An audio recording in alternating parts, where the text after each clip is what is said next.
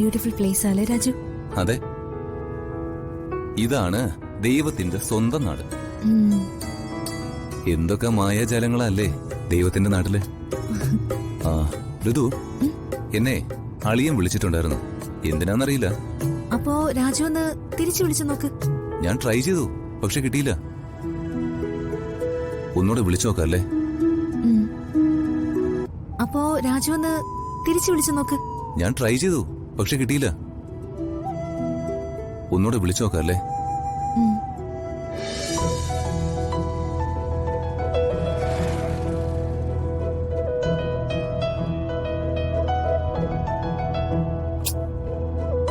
കിട്ടുന്നില്ല ഋതു. രാജു, ഒരു മാൻകൂട്ടത്തിനെ പോലും കാണുന്നില്ലല്ലോ. കുറച്ചും കൂടി മുന്നോട്ട് പോവാം. ദൂരം ഒരുപാട് കിടക്കല്ലേ, കാണാം. ദേ അവിടെ നോക്കി.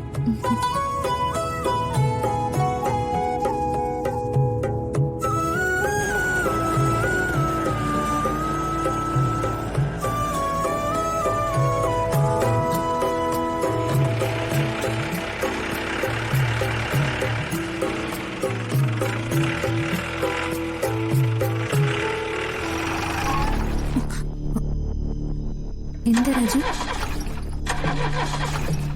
എന്തു പറ്റി രാജു? കാറ് സ്റ്റാർട്ടാവുന്നില്ല. ഞാനൊന്ന് ഇറങ്ങി നോക്കട്ടെ.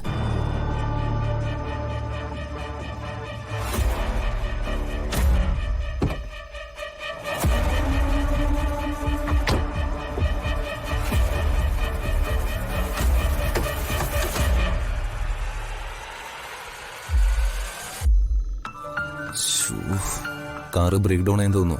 ബ്രേക്ക് ഡൗൺ ആയോ? എന്തു പറ്റിയതാ? അറിയില്ല. രണ്ടും കുടുങ്ങി. ഇനിയിപ്പോ എന്ത് ചെയ്യും രാജു? വർക്ക്ഷോപ്പിൽ നിന്ന് ആരെങ്കിലും വരാതെ കാർ എടുക്കാൻ പറ്റില്ല. എന്റെ ദൈവമേ. ഞാനേ ആ ഗൗതത്തെ ഒന്ന് വിളിച്ചു നോക്കട്ടെ.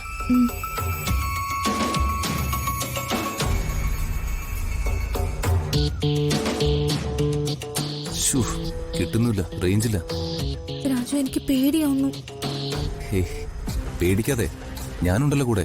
അല്ല, നേരെ ഇരുട്ടാറായല്ലോ. അതെ, പെട്ടെന്ന് ഇരുട്ടുകയും ചെയ്യും. എന്തായാലും ഈ കാറുമായിട്ട് നമുക്ക് തിരിച്ചു പോകാൻ പറ്റില്ല.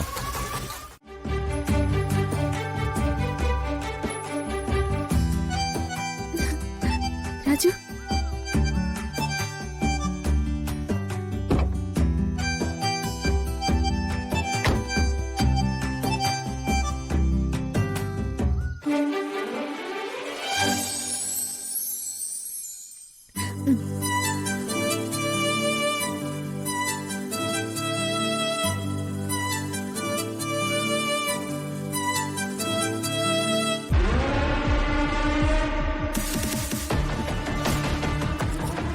മരം കോച്ചുന്ന മഞ്ഞ.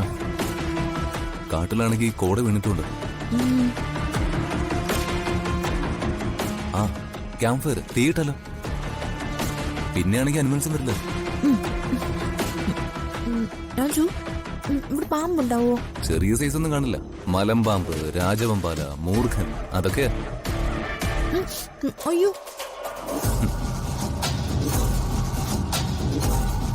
എഡ്വേർഡ് സാഹിബിന്റെ മാർഗരറ്റ് മദാമയുടെ അനുഭവം നമുക്കുണ്ടാവോ രാജു?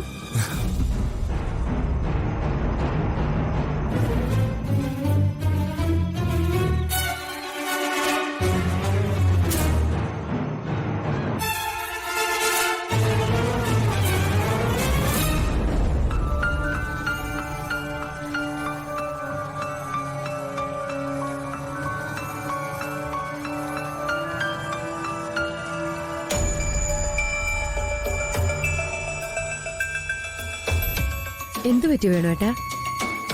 ഇടേ, ആ ചായയിൽ ആ പല്ലി വീണില്ലേ, അപ്പം മുതൽ തുടങ്ങിയതാ എനിക്ക് വല്ലാത്തൊരു ടെൻഷൻ.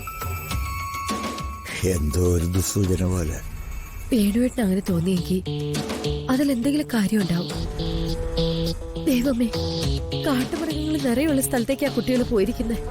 ഇടേ, നീ അങ്ങനെയൊന്നും പേടിക്കണ്ടേ, അങ്ങനെയൊന്നും സംഭവിക്കില്ല. വേണുവേട്ടാ, എന്തായാലും പിള്ളേരൊന്ന് വിളിച്ചു നോക്ക്.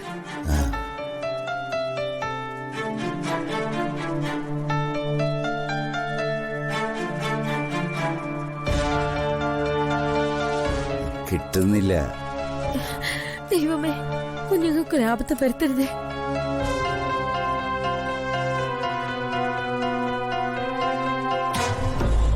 ജേട്ടൻ രാജുവിനെ ഋതുമോളെ വിളിക്കാണോ? വിളി തുടങ്ങിയിട്ട് കുറെ നേരമായി, പക്ഷെ വിളിച്ചിട്ട് കിട്ടുന്നില്ല. എന്റെ ഫോണിൽ റേഞ്ച് ഇല്ലാത്തോണ്ടാ നിന്റെ ഫോണെടുത്ത് വിളിക്കുന്നു, പക്ഷെ ഇതിൽ നിന്ന് കിട്ടുന്നില്ല. ഛേ, ഒരു രക്ഷയില്ലല്ലോ.